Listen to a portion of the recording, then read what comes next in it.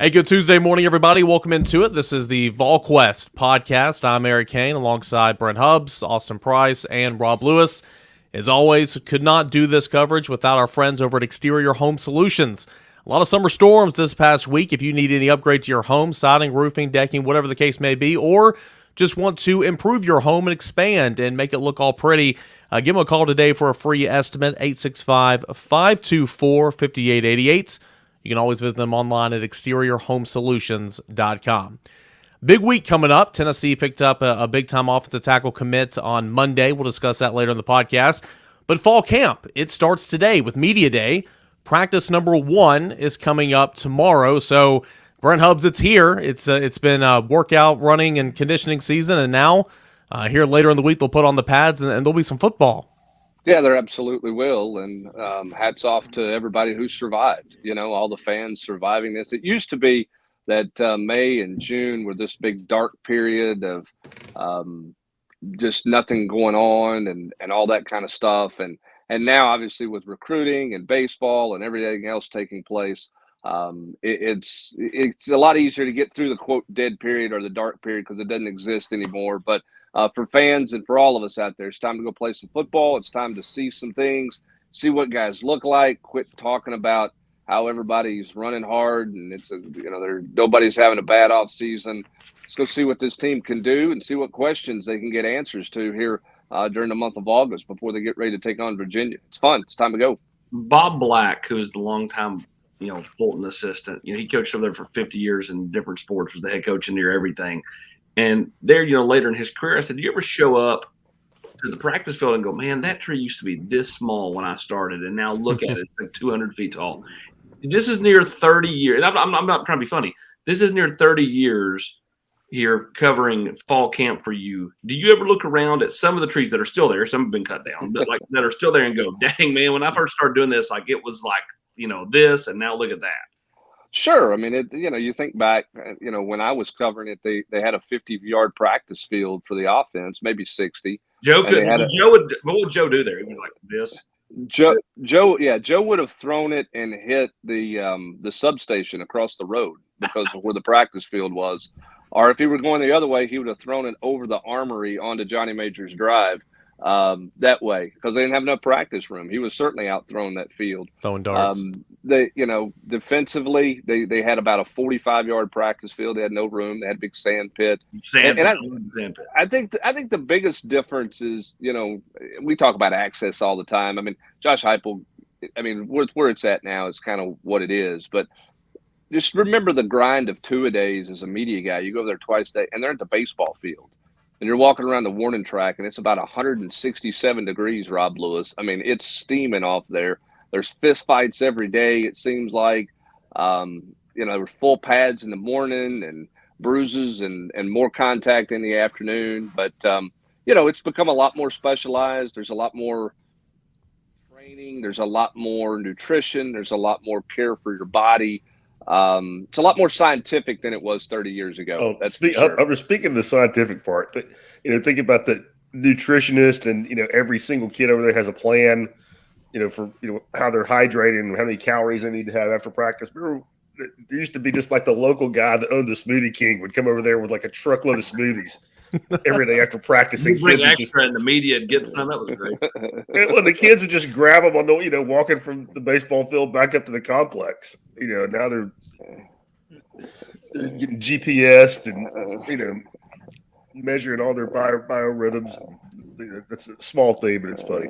Yeah, it is. I mean, it's a lot more scientific and it's a lot more efficient, and I think the result of that is you have guys who can hold up better throughout the season. Now, I know the old school guys are, football's not played the way it used to be played and all that. And it has changed a good bit. But from a practice standpoint, I think there's a lot more there's a lot more safety approach with continuing to get all of your work done. So, yeah, it's vastly different, but it's fun. It's time to go. We'll go see what it looks like.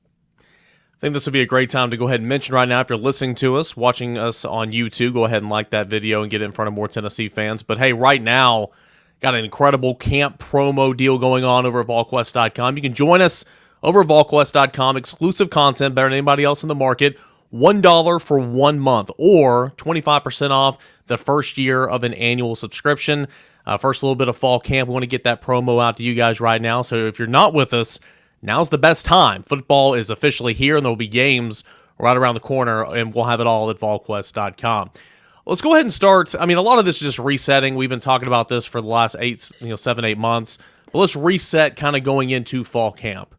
Austin, what are the strengths of this football team? We'll get to questions in a moment, how this differs from maybe Josh Heupel's first year or second year, but some strengths you can feel good about heading into fall camp for this Tennessee football team. I think because they're senior heavy. Now there are some players that in theory could be back next year, or in the case of Bryson Eason, 2 years from now, if they wanted to. Now, I'm not sure kids want to stay 6 years if they can avoid it. But I think the fact that they've got some veteran, it's kind of veteran led. I think that helps this team quite a bit. I love where they're at receiver.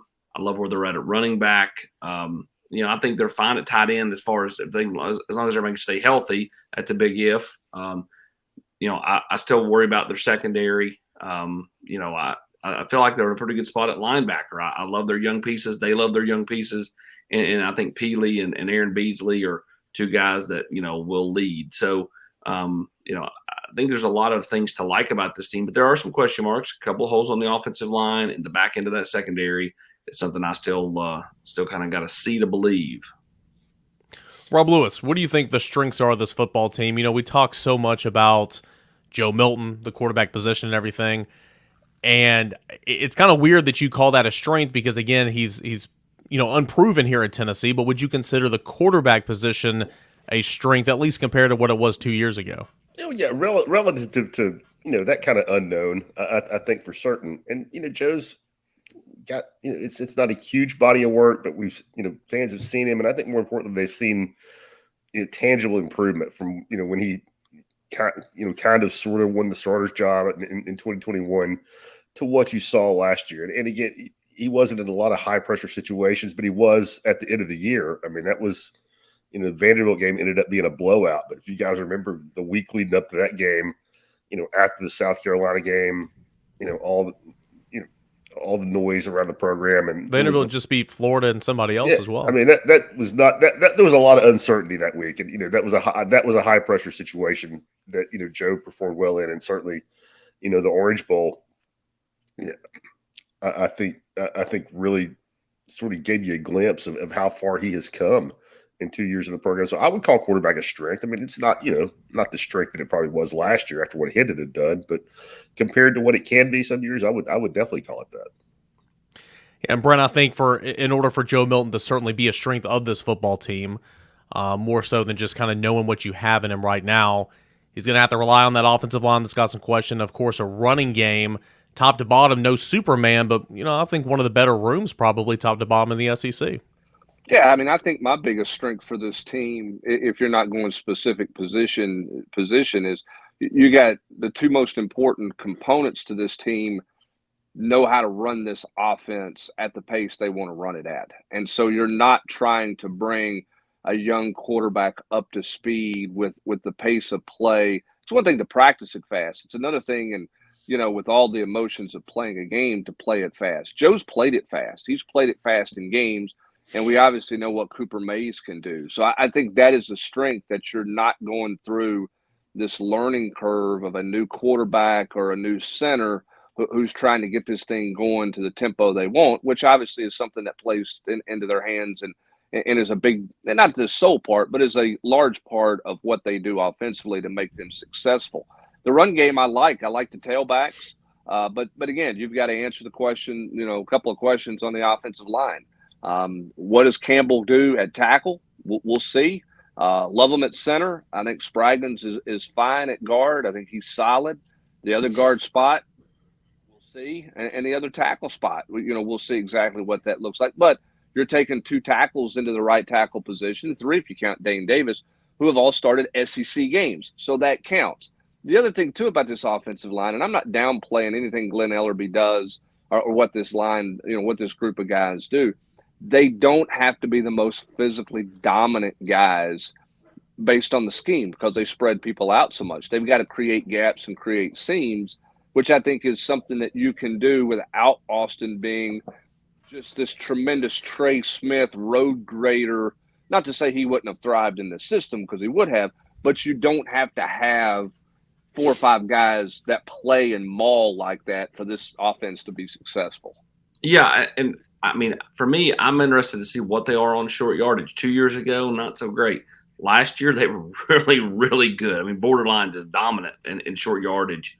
What is this offensive line? What's this run game look like in short yardage situations when, they're going tempo and they've got to pick up a 3rd and 1 or whatever? What do they look like? And I think it's important to remember, too, is while, Rob says, Joe's a strength, and I don't disagree. Like, what do they have behind him? What do they have behind Cooper Mays? So, like, you're an injury or two away from being like, whoa, what, this is really different, right? So, like, I mean, deep in certain areas, other areas, though, I would argue super thin and, like, got to keep everybody healthy. Like, I think, Hubs, you joked with me in fall camp about fall camp, like wrapping Cooper Mays in bubble wrap. And I mean, like, I don't disagree. I mean, like, the one guy they can't afford to lose besides Joe would be Cooper. I mean, like, makes it all go. Yeah, I agree. I think the other thing, too, is we live in a world and day and age of college football where nobody's going to be ultimately deep. Okay. I mean, look, Georgia's got quarterbacks. Okay. They've got multiple quarterbacks. They don't have any experience, but you think they have talent, multiple quarterbacks. Who's Jaden Daniels back up at LSU, right? I mean, you've got lots of places. The day and age of having 3 deep across the board, those guys, the talented ones aren't staying. If they're not playing, they're moving on. And so I think everybody has some of those things. But, Austin, your point is exactly right. In a couple of key areas, center being the biggest key for me, that's a real concern. They have to find a backup center this fall. Now, he's not going to be Cooper Mays, but they've got to find somebody that they feel comfortable with being a center if called upon or has to be called upon in critical situations in a football game. Carvin wasn't Cooper Mays, but he was just steady Eddie. And when Cooper went down 2 years ago, Jerome moved over, and Tennessee wasn't as fast with the tempo, but there wasn't any hiccups in terms of getting lined up, just your normal stuff. And he was physically he was physically good enough to play too. I mean, that's the thing. Their backup right now has no experience, so you don't know how physically they handle.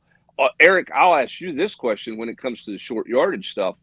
Tennessee was vastly improved, as Austin mentioned, from year 1 to year 2. The Hendon Hooker element to that, I think, was a big part of why they were improved in that short yardage situation to sort of help the offensive line as well. What does that run game look like with the quarterback in short yardage? Because everybody had to account for Hendon Hooker. How much does everybody want to or defensively feel like they have to account for Joe Milton as a mobile quarterback? That's something we won't know till they get into games. Yeah, that's something we won't know until we see it kind of evolve, game 1, game 2, game 3. I mean, Joe Milton running the football is certainly not going to be Hendon Hooker, but Joe can run the football. And really all it takes is to get on film once or twice, and on 3rd and short, 4th and short, they go out of shotgun. I mean, the defenses will be respecting Joe Milton for sure and his ability to keep it and that read option and go, or whatever the case is, maybe a power, and try to pick up a couple of yards. So I think just getting it on tape a couple of times, which I believe he can do early on, will keep defenses honest in that respect. You also can't go offset eye with Princeton Fan, or at least you don't have the ability to right now. Maybe they'll do something at some point this season, but Princeton Fan is gone. Who's going to be your bigger back? Is it just going to be who's out there?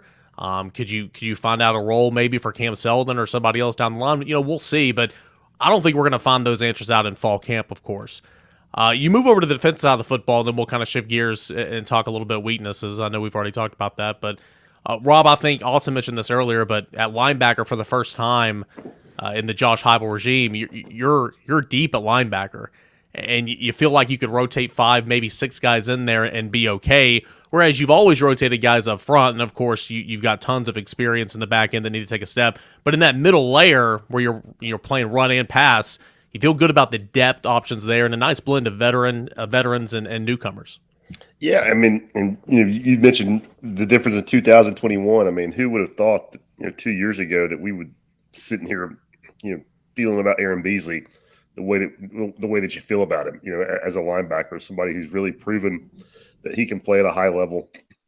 in the SEC. I mean, I never would have thought that. And Keenan Peely, he's got to be a hit. I mean, he's got to be a plug and play guy for all that depth talk to be accurate. But I mean, you would all the signs point to him being that. I mean, he's played a ton of football. He was a freshman back in 2016. Before going on his mission. I mean, so maturity is not an issue. He was a team captain at BYU, and Elijah Herring.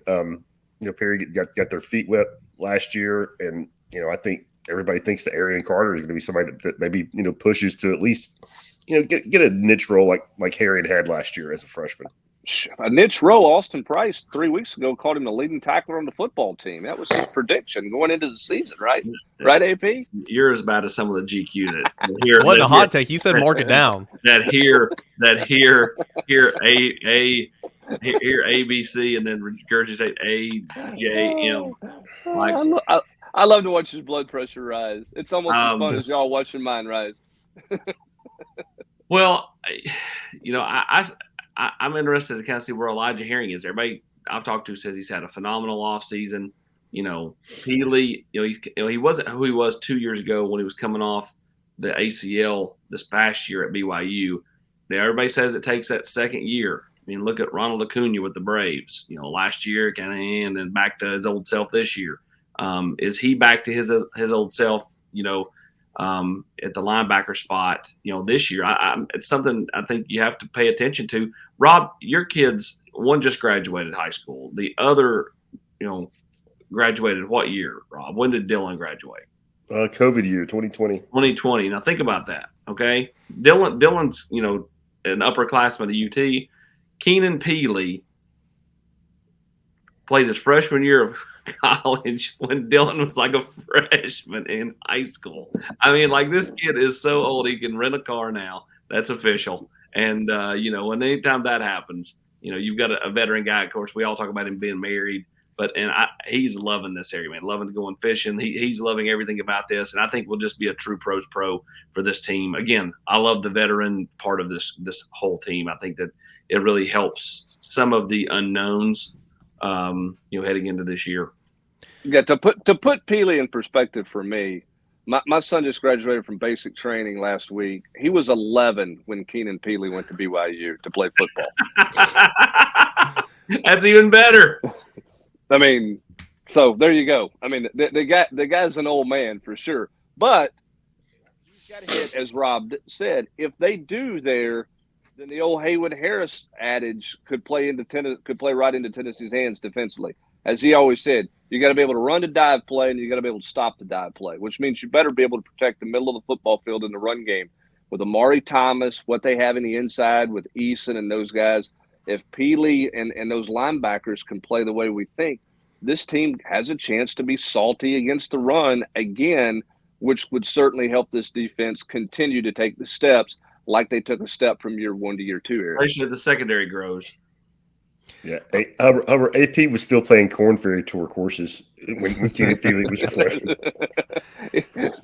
I'm curious on Peely to see kind of where he is in pass coverage. I mean, linebackers aren't meant to be covering the number one wideout and man-to-man here, but you got to take your drops and you got to get deep and to help your secondary out. And year 2 off that ACL, what's that kind of look like? Covering number 3 receivers coming across the middle in the SEC. Well, the one thing I'll say, he played in a league that's pretty wide open. Okay, yeah. I mean he wasn't. No offense to the Big Ten folks, but he didn't come out of a league where he played, but in the box only at linebacker. At BYU, you had to play some in space because a lot of those teams were running the spread, a lot of zone reads, a lot of quick stuff across the middle, that type of thing. So at least he's seen it. Maybe not with this kind of athlete, Eric, but I do think there's some knowledge there that maybe a guy coming out of a different conference would not have the same knowledge. We got plenty more to preview here for fall camp as Media Day starts today here on a Tuesday. Practice number 1, that is coming up on Wednesday, and then it's off and running for Tennessee football. But before we get into all that, I want to take a moment here to recognize a proud sponsor of the show. That is Bird Dogs. Bird Dog stretch khaki shorts. They're designed to fit slimmer through the thigh and leg, giving you a sculpted look. And the shorts, they do the exact same thing as Lululemon, but they fit way better. Why? Well, because those regular shorts are made with stiff, restricting cotton. But Bird Dogs fixed this issue by inventing a cloud knit fabric that looks just like khaki, but it stretches so you can get away with the slimmer fit without having to sacrifice the movement. Bird Dogs also uses an anti-stink sweat fabric that keeps you cool and dry all day long. Doesn't matter what the occasion is. You can go to a meeting, a lunch meeting, you can go on a date with the wife, the girlfriend, go to church, go get dinner with some of the guys, whatever the case is. The shorts, the slacks, versatility, they'll make you look good and you will feel good in whatever occasion is out there. So what I encourage you to do right now is go to birddogs.com/VQ. Enter that promo code VQ for a free Bird Dogs tech hat. All right, we're switching it up. We had such a great campaign here with the Yeti style tumblers. They're now switching up to Bird Dogs tech hat. All right, you're going to get a free one if you enter the promo code VQ. That's birddogs.com/VQ, or just simply put in the promo code VQ for a free Bird Dogs style hat. You're not going to want to take off your Bird Dogs, I promise you that. And before we move on, a quick word from our proud sponsors, Exterior Home Solutions. Nominate a family that you think is deserving of an exterior home makeover. A gift from your friends at Exterior Home Solutions. All right, so fall camp's beginning today with Media Day, practice number 1 and 2 and 3 on throughout the rest of the week.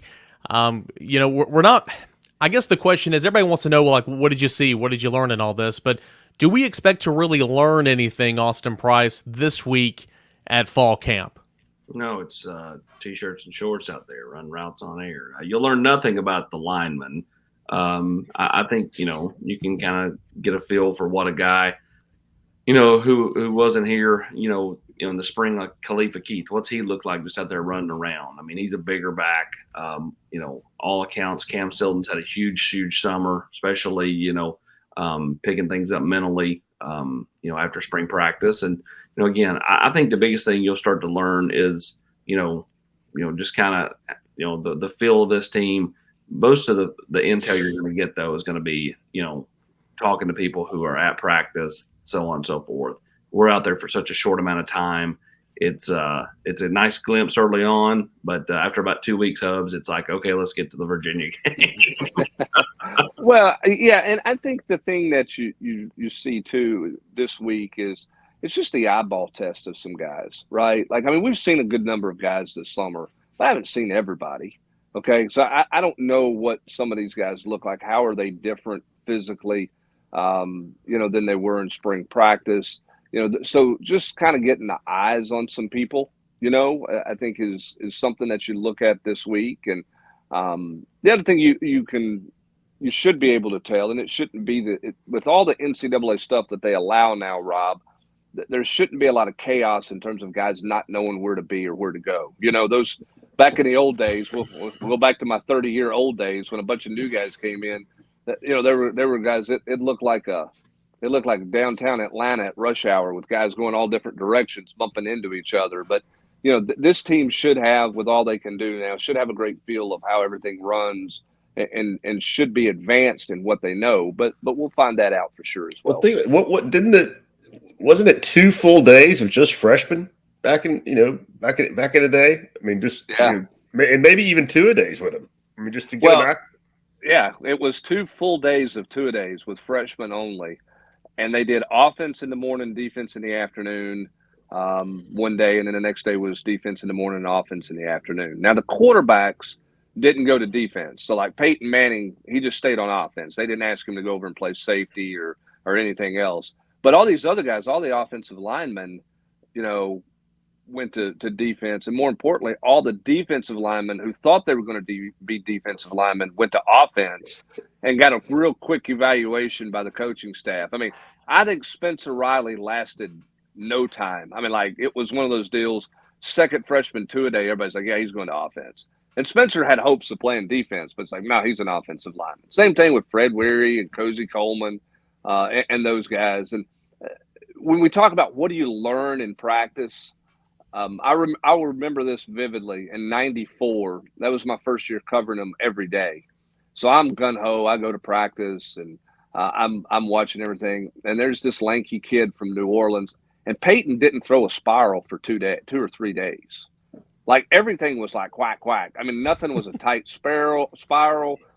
Brandon Stewart's out there slinging it around everywhere, and you're looking at Peyton, and Peyton's small and little, and you're like, what, this guy's just about his name only? What's the deal?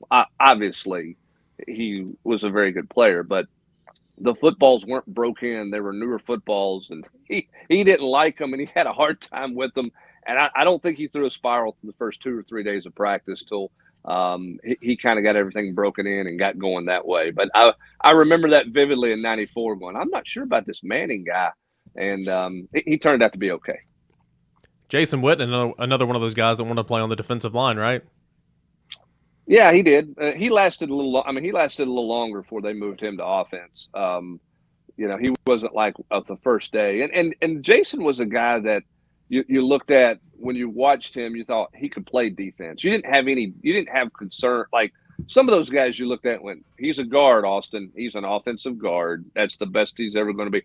Jason was a guy who could have played defense. Mm-hmm. But he was going to be they needed him on offense, and long term, it obviously worked out to his advantage, even though he didn't like it at the time. There are players on this team that I would tell you their best position is to switch sides of the ball. There's going to be some of them that don't want to do it, that fight it. But like, I'll never understand that. Like, if you can make legit money moving sides of the ball, like, you do it. Like, I mean, look at Khalil McKenzie. If he had started on the offensive line and stayed on the offensive line, where's he at right now? I would maintain that, he's starting in the NFL somewhere or definitely on a roster. I mean, he's still on NFL rosters, but like, I think his development would have been different is all I'm saying. You know what I'm saying? I mean, I just feel like sometimes kids get hung up on, well, this is a sexier position, but like, if your long-term play to get paid is going somewhere else, you got to think big picture. Coach Fulmer and everybody thought big picture with Jason Witten. Jason Witten would have played on defense, would have been fine on defense. He's going to the Hall of Fame at tight end. And there are other instances like that across football period, not just at Tennessee. So it's, sometimes, kids get kind of hung up on, the small things. You can't see the forest for the trees, right? And, that's kind of my soapbox moment for the day.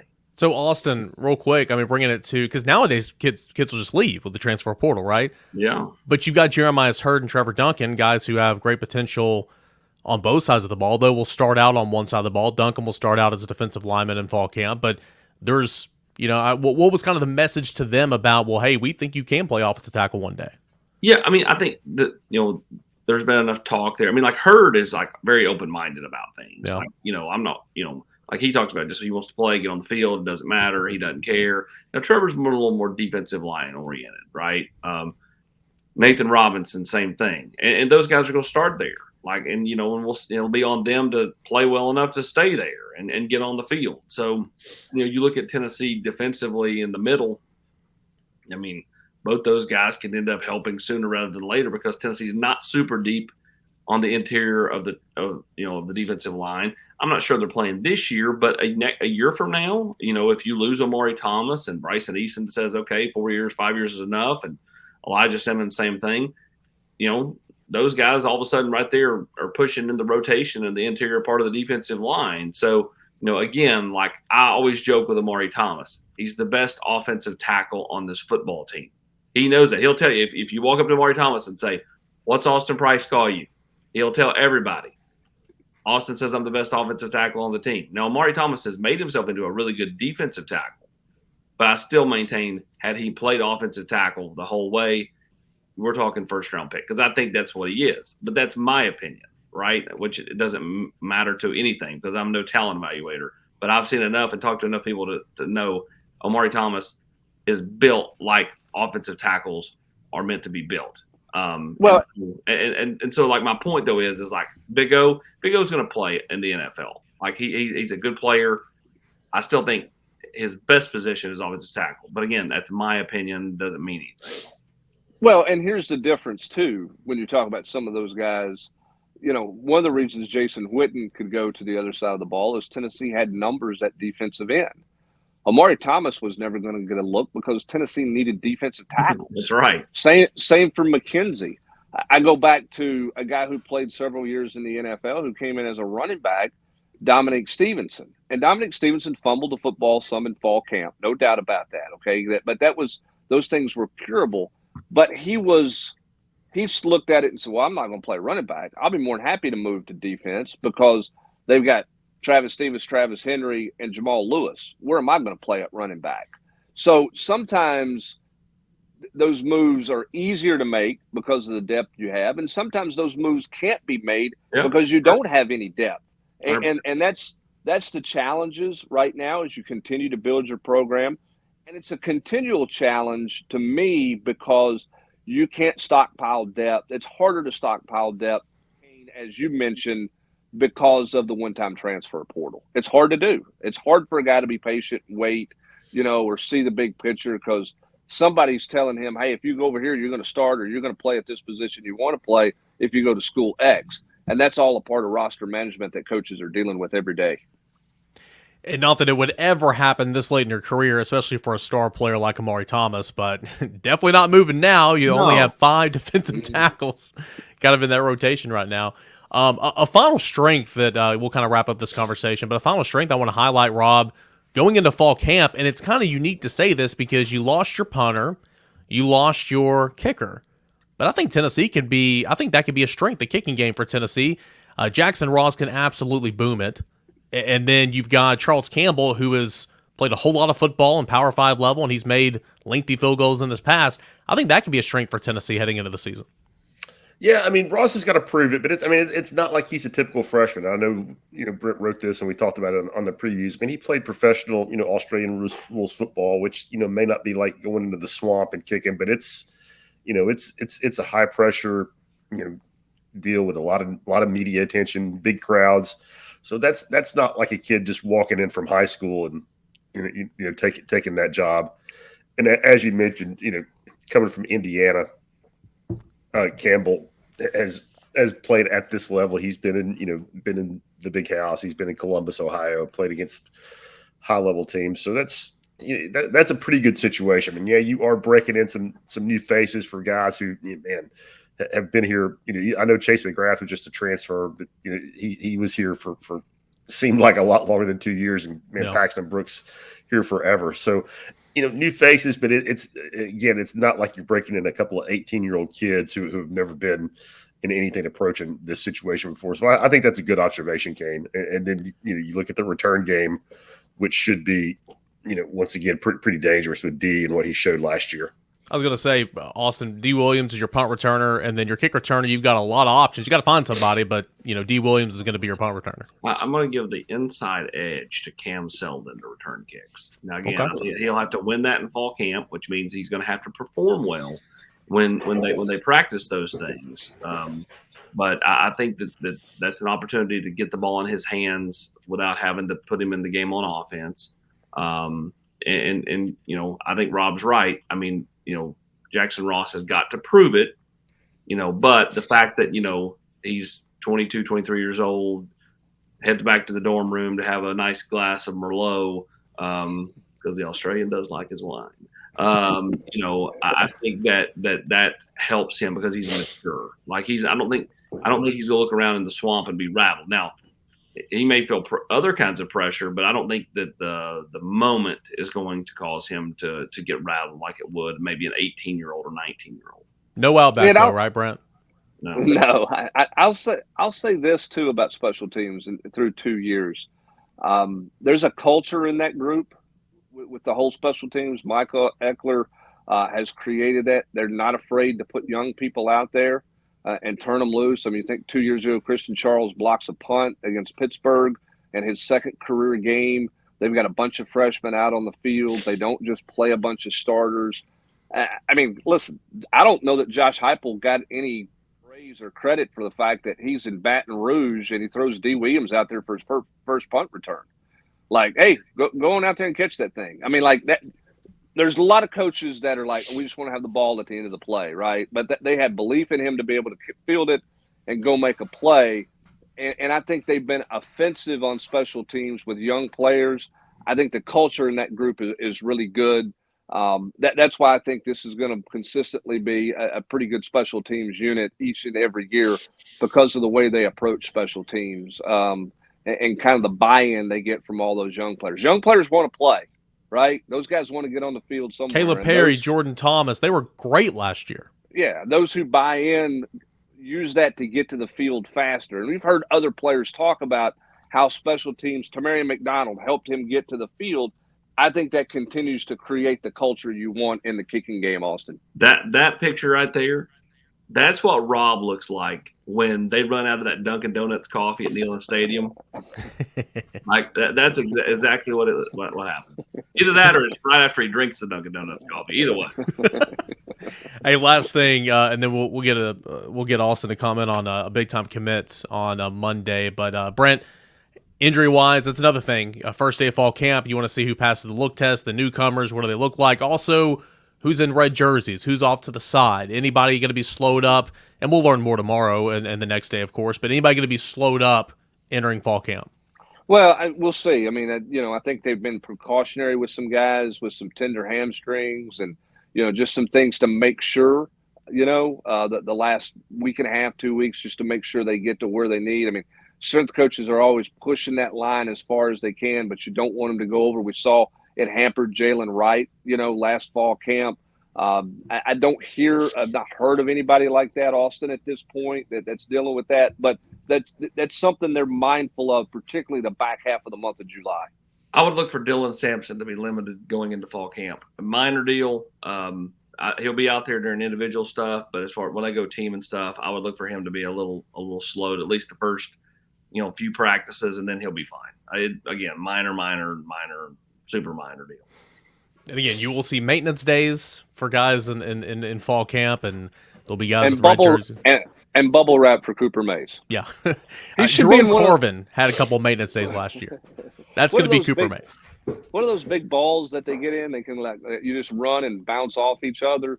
That should be Cooper Mays' practice deal. He should crawl into one of those and practice in that thing every day. Can't take a chance there. Last thing we want to hit on here on this edition of the Volquest podcast, Tennessee, big-time commit on Monday. It was about 10:30, 11 o'clock. Four-star offensive tackle Bennett Warren, AP, a guy that's liked Tennessee ever since he came on his official visits. Michigan, very, very close in this one, but Tennessee gets a really nice prospect at offensive tackle, a position of need. Yeah, 100%. And, Tennessee needed, to start building the offensive tackle depth on this team. Bennett Warren provides just that.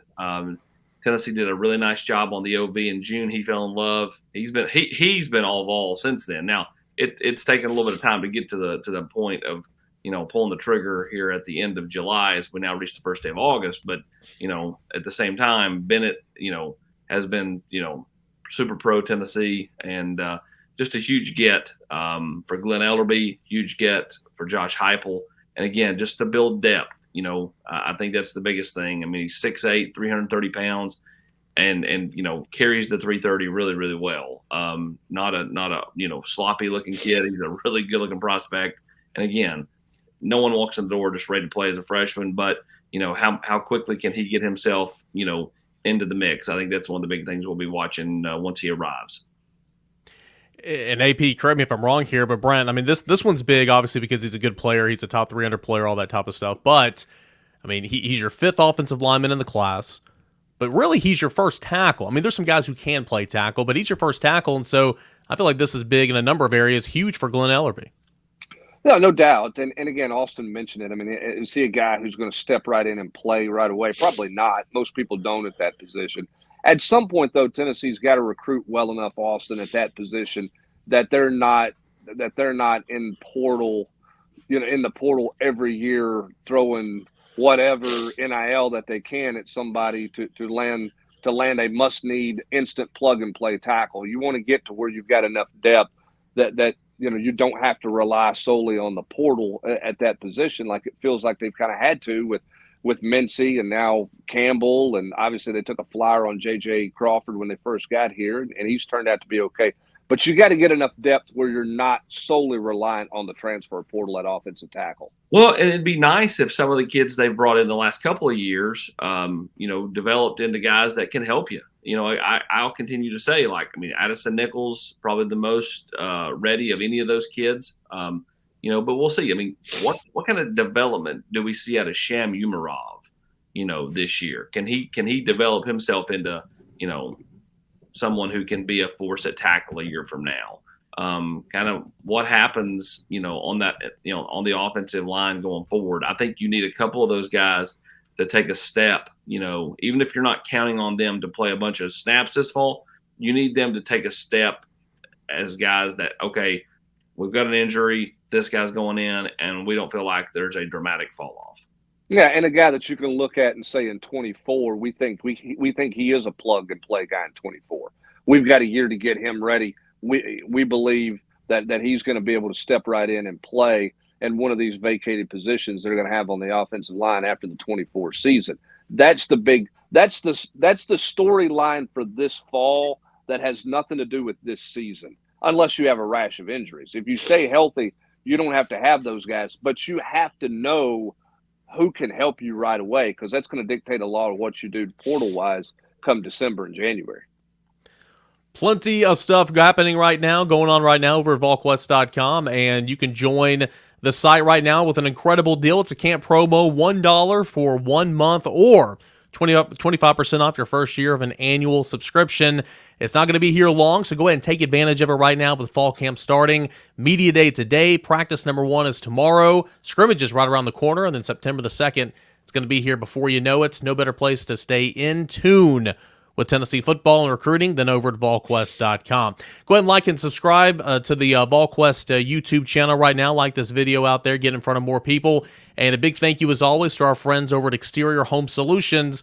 For a free estimate, give them a call today at 865-524-5888 or visit them online at exteriorhomesolutions.com.